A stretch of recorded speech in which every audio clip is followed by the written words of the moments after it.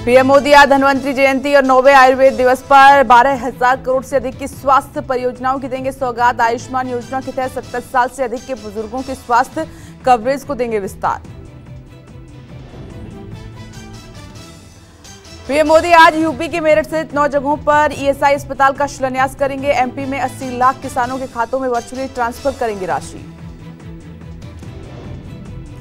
प्रधानमंत्री नरेंद्र मोदी आज रोजगार मेले के तहत विभिन्न विभागों में चयनित 51,000 अभ्यर्थियों को नियुक्ति पत्र वितरित करेंगे। देश भर में 40 जगहों पर आयोजित होगा रोजगार मेला।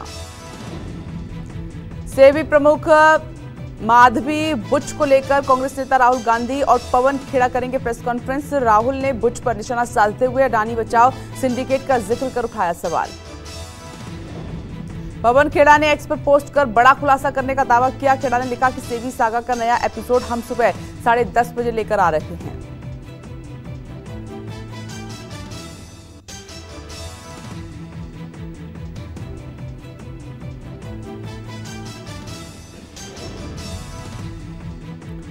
हरियाणा के जींद से दिल्ली आ रही पैसेंजर ट्रेन में धमाके के बाद लगी आग। 4 यात्री झुलसे। सांपला स्टेशन के पास हुआ हादसा। शॉर्ट सर्किट के बाद पटाखे के संपर्क के आने पर आग भड़कने की आशंका।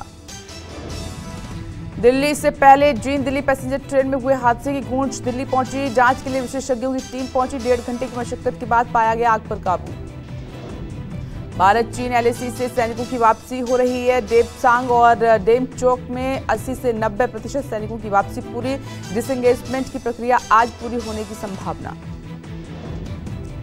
जम्मू कश्मीर के अखनूर में कल हुए आतंकी हमले के बाद सर्च ऑपरेशन जारी। सेना ने जवाबी कार्रवाई में एक आतंकी को किया ढेर। सुंदरबनी सेक्टर के आसन के पास सेना के काफिले पर हुआ था हमला। लौह पुरुष सरदार वल्लभ भाई पटेल की जयंती के मौके पर आज रन फॉर यूनिटी का आयोजन। 31 अक्टूबर को दिवाली की वजह से देश भर में आज आयोजित हो रही है दौड़। दिल्ली में ध्यानचंद स्टेडियम के गेट नंबर 1 से शुरू होगी दौड़। आज है धनतेरस। धन के देवता कुबेर की होती है पूजा। दिवाली से 2 दिन पहले धनतेरस पर सोना चांदी बर्तन खरीदने का विशेष महत्व है। सुबह 10:31 से खरीदारी और पूजा का शुभ मुहूर्त। झारखंड विधानसभा चुनाव के 20 नवंबर को होने वाले दूसरे चरण के चुनाव के लिए नामांकन की आज आखिरी तारीख है। राज्य में 2 चरणों में हो रहे चुनाव का 23 नवंबर को परिणाम। महाराष्ट्र की 288 विधानसभा सीटों पर 20 नवंबर को होने वाले चुनाव के लिए पर्चा दाखिल आज आखिरी दिन है। महायुति ने 9 और महाविकास अघाड़ी ने 1 सीट पर अब तक नहीं उतारे उम्मीदवार। महाराष्ट्र में नामांकन के आज आखिरी दिन भी कई हाई प्रोफाइल नेता करेंगे नामांकन। मुंबई की वर्ली से मिलिंद देवड़ा, रिंडोशी से संजय निरुपम, बोरीवली से संजय उपाध्याय, घाटकोपर ईस्ट से पराग शाह भरेंगे पर्चा। महाराष्ट्र में शिवसेना उद्धव गुट को लगा बड़ा झटका। संभाजीनगर मध्य सीट से यूबीटी उम्मीदवार किशन चंद्र तंजवानी ने वापस लिया नाम। सीएम शिंदे को दिया समर्थन। कांग्रेस ने सोमवार को महाराष्ट्र के लिए 6 और झारखंड चुनाव के लिए 2 प्रत्याशियों के नाम का ऐलान किया। महाराष्ट्र की कोल्हापुर नॉर्थ सीट से पार्टी ने बदला कैंडिडेट।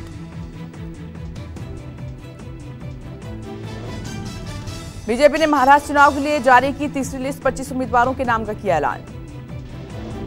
महाराष्ट्र में बीजेपी ने 4 सीटें अपनी सहयोगियों के साथ साझा की हैं। केंद्रीय मंत्री रामदास अठावले की आरपीआई को दिया कलीना सीट। मुंबई बीजेपी में बगावत। बोरीवली सीट से गोपाल शेट्टी ने निर्दलीय चुनाव लड़ने का ऐलान कर दिया। आज भरेंगे पर्चा। लोकसभा चुनाव में भी शेट्टी का टिकट काटकर बनाया गया था पीयूष गोयल को प्रत्याशी।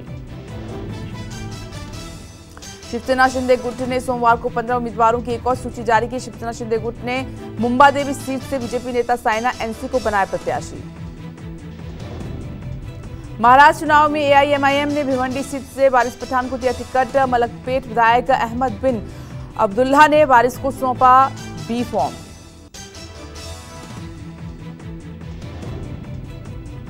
एनसीपी अजीत पवार गुट के नवाब मलिक आज निर्दलीय प्रत्याशी के तौर पर भरेंगे पर्चा। नवाब मानखुर्द शिवाजी नगर सीट पर सपा प्रत्याशी अबू आजमी को देंगे चुनौती। मुंबई के अंधेरी ईस्ट से शिवसेना की स्वीकृति शर्मा निर्दलीय चुनाव लड़ेंगी। एनकाउंटर स्पेशलिस्ट प्रदीप शर्मा की पत्नी स्वीकृति आज करेंगी नामांकन। महाराष्ट्र में सोमवार को कई दिग्गजों ने किया नामांकन। सीएम एकनाथ शिंदे, अजित पवार, अबू आजमी ने भरा पर्चा। पुणे की बारामती में एनसीपी उम्मीदवार अजीत पवार ने किया नामांकन। पर्चा भरने से पहले किया रोड शो। नीतीश कुमार की अध्यक्षता में एनडीए की हुई बैठक। राज्य की 4 विधानसभा सीटों पर होने वाले उपचुनाव को लेकर हुआ मंथन।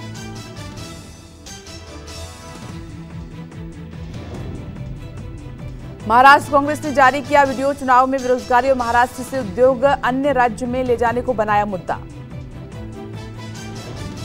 बीजेपी पर निशाना साधते हुए शरद पवार ने कहा कि हमारी लड़ाई प्रतिद्वंदी राजनीतिक दलों में फूट डलवाने वाले लोगों के खिलाफ है।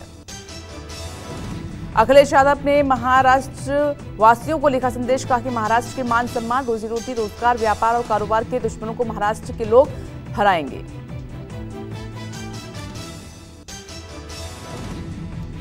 झारखंड में चुनाव से पहले मुख्य निर्वाचन अधिकारी को हटाने की मांग। जेएमएम ने चुनाव आयोग को पत्र लिखकर 2 आईपीएस अधिकारियों को हटाने की मांग की।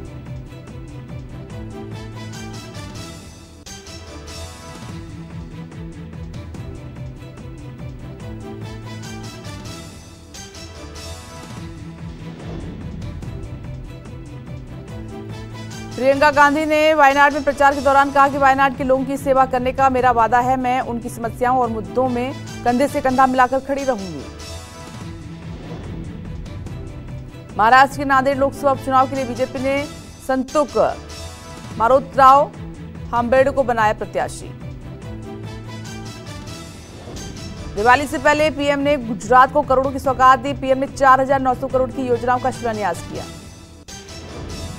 पंजाब में दिवाली के बाद आम आदमी पार्टी के प्रदेश अध्यक्ष का नए चेहरे का हो सकता है ऐलान। हिंदू चेहरे पर आम आदमी पार्टी खेल सकती है दांव। केजरीवाल भगवंत की मुलाकात जल्द। दिल्ली में बढ़ते प्रदूषण को लेकर अखिलेश यादव ने एक्स पर बीजेपी पर बोला हमला। कहा कि बीजेपी सरकार में सांस लेना भी दूभर है। सपा अध्यक्ष ने धुंध में घिरे ताजमहल का वीडियो भी शेयर किया। सीएम योगी के बटेंगे तो कटेंगे पर शिवपाल ने कहा कि ना तो पीटीए बटेगा और ना ही कटेगा। जो ऐसी बातें करेगा बाद में पिटेगा। यूपी सीएम योगी के बांटोगे तो कटोगे जवाब में सपा ने पोस्टर वार किया है। राजधानी लखनऊ में दिखे पोस्टर में लिखा कि ना बटेंगे ना कटेंगे। 2027 में नफरत वाले हटेंगे। हिंदू मुस्लिम एक रहेंगे, नेक रहेंगे। लखनऊ में निषाद पार्टी ने लगाए जगह जगह पोस्टर में लिखा गया कि 2027 का नारा निषाद है सहारा। मोहित पांडे के परिवार से मिले सीएम योगी आदित्यनाथ। दोषी पुलिस अफसरों पर एक्शन लेने का दिया है भरोसा। यूपी सीएम योगी का आज मेरठ दौरा। 100 बेड के ईएसआई अस्पताल के भूमि पूजन कार्यक्रम में शामिल होंगे। पीएम मोदी वर्चुअली करेंगे अस्पताल का शिलान्यास। पिंक सिटी जयपुर में मिसेस इंडिया इंक प्रतियोगिता का हुआ आयोजन। स्मित कौर ने जीता मिसेस इंडिया वर्ल्ड का खिताब।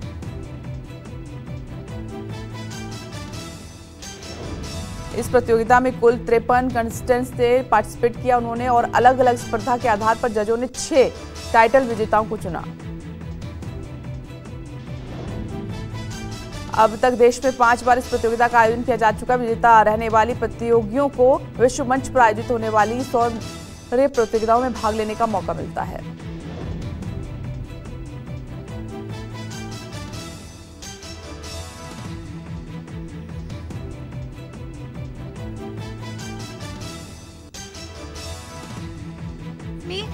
ये बताना चाह रहे हैं कि कुछ अपने लिए भी करो। अगर हम पिछले कुछ इंटरनेशनल विनर्स की बात करें जो मिसेस इंडिया वर्ल्ड पे मिसेस वर्ल्ड का ताज जीत कर आई हैं, 21 साल बाद भारत ने मिसेस वर्ल्ड का ताज जीता था। सरगम कौशल इसी मंच पे वो खड़ी हुई थी, इसी मंच पे जीती थी और यहाँ से आगे गई थी। इस तरह के शो हमारे यहाँ हेरिटेज प्रॉपर्टी में बहुत ही खूबसूरत लगते हैं। ये पैलेस ऐसा लगता है कि इसी शो के लिए इनके लिए बनाया गया है, वेडिंग्स के लिए बनाया गया है। यहाँ अपनापन है, जो लोग आते हैं उन्हें इतना पसंद आता है ये स्टेज शो, तो लोगों के लिए बहुत ही खूबसूरत जगह है। यूपी के मुरादाबाद में वर्दी की फिर दिखी बेरहमी। पुलिस ने 2 युवकों को बेरहमी से पीटा। 2 पुलिसकर्मी के खिलाफ केस दर्ज हुए सस्पेंड। दिवाली के मद्देनजर राजधानी दिल्ली से जम्मू तक सुरक्षा कड़ी। अहम जगहों पर अतिरिक्त फोर्स तैनात। जम्मू श्रीनगर हाईवे पर बड़ी चौकसी। आने जाने वाली गाड़ियों की हो रही है सघन तलाश। हरियाणा में पराली जलाने की घटना जारी। कैथल पुंट्री रोड के पास जलती दिखी पराली। दिवाली के मौके पर रामनगरी अयोध्या में होने वाले दीप महोत्सव की तैयारी पूरी। रंग बिरंगी लाइटों और झाड़ों से सजी अयोध्या, राम की पैड़ी पर लेजर शो का आयोजन। अयोध्या में दीपोत्सव के तहत सरयू घाट पर हुई भव्य आरती। आरती के मौके पर सैकड़ों की तादाद में पहुंचे हैं श्रद्धालु। राजस्थान के जयपुर में दिवाली से पहले लाइटों से चकाचौंध हुआ शहर। रंग बिरंगी लाइटों से सजी गुलाबी नगरी अलग ही छटा बिखेर रही है। राजधानी दिल्ली में दिवाली से पहले बाजारों में जबरदस्त रौनक है। खरीदारी के लिए बाजार में उमड़ी लोगों की भीड़।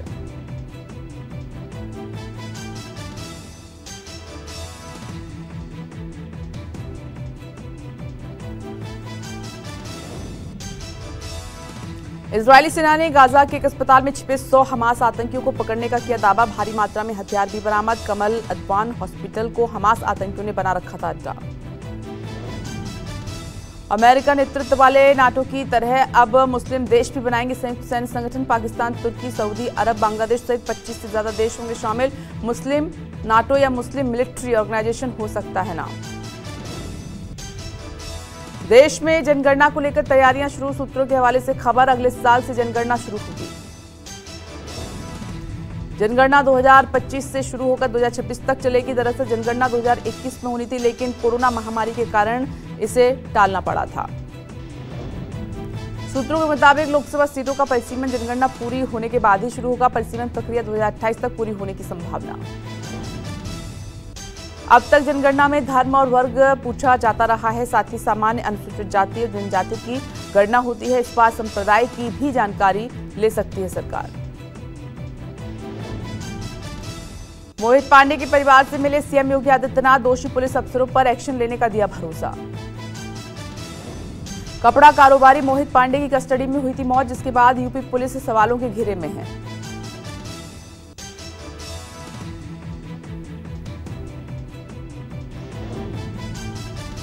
मुख्यमंत्री योगी आदित्यनाथ ने पीड़ित परिवार की हरसंभव मदद करने का आश्वासन दिया। साथ ही 10 लाख की आर्थिक मदद के अलावा बच्चों की पढ़ाई की जिम्मेदारी उठाने का ऐलान किया।